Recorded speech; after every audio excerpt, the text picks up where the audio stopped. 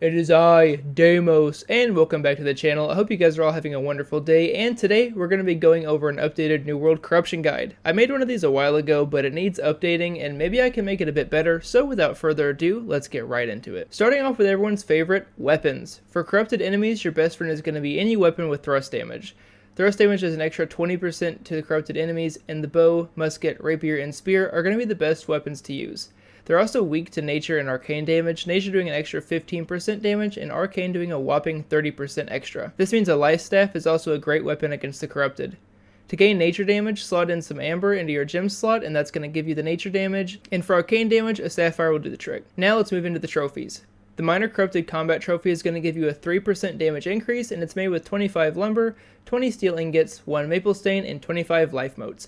This trophy is very easy to make, but you can always buy it off the market if you don't feel like crafting it. The Basic Corrupted Trophy grants a 4% increase to damage, and it's made with 25 weirdwood, 20 star metal ingots, 1 oak stain, 1 corrupted crest, and 1 Minor Corrupted Trophy. These are dropped by basically any named corrupted enemy, but they're really cheap on the market, and that's how I recommend you get them. Finally, the Major Corrupted Combat Trophy boasts a 5% damage increase, and this trophy is going to cost you 25 ironwood planks, 20 orichalcum ingots, 1 mahogany stain, and 1 corrupted totem, along with your basic corrupted trophy. The corrupted totem is dropped by Pit Lord Dahi in Shadow Mountain, and it's extremely expensive.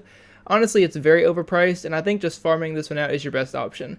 You can either farm the actual drop itself, or there is a new thing they introduced called trophy shards, which are dropped by killing the boss that holds whatever item you're looking for, which in this case is Pit Lord Dahi.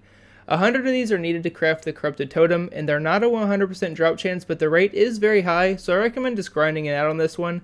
I've actually gotten 2 trophies in one day. That was a long time ago, so I don't have any footage, but they do drop. I promise it just takes time. If you can get down there when there's not a huge group, that would be best.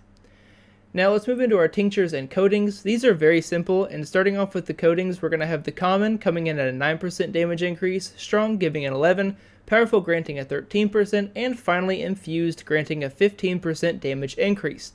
Coatings are very cheap and easy to make, so there's really no reason you shouldn't have some, as they're definitely the most accessible damage boosters in the game. If you're enjoying the video, make sure to like and subscribe so I know to keep making these, and it helps out a ton. Tinctures and wards are another great consumable class to have in your arsenal. Tinctures are going to reduce the incoming damage from the corrupted status effect, and it's going to clear whatever you have at the moment when it comes to the corrupted status effect. Common and strong both grant small resistance to the corrupted effect, powerful is where it starts to become noticeable, and infused has the greatest impact. I highly recommend these when you're going into corruption areas or expeditions. Wards give a small boost to your damage absorption for either 30 seconds or for 10 hits. Strong gives a 5% boost, powerful grants a 10%, and infused grants a 15% boost damage absorption. These aren't really the best by any means, but they do come in handy in boss fights, so I highly recommend carrying them in your hotbar during expeditions. Finally, let's go over some perks for your gear.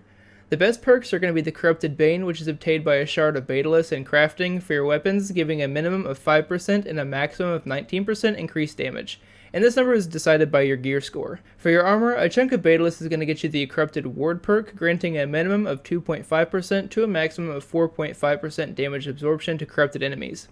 Alright guys, get out there and save a turnum. It's been Deimos. Like and sub if you guys enjoyed, and comment below if you learned something. I hope you guys enjoyed the video, and I'll see all of you in the next one.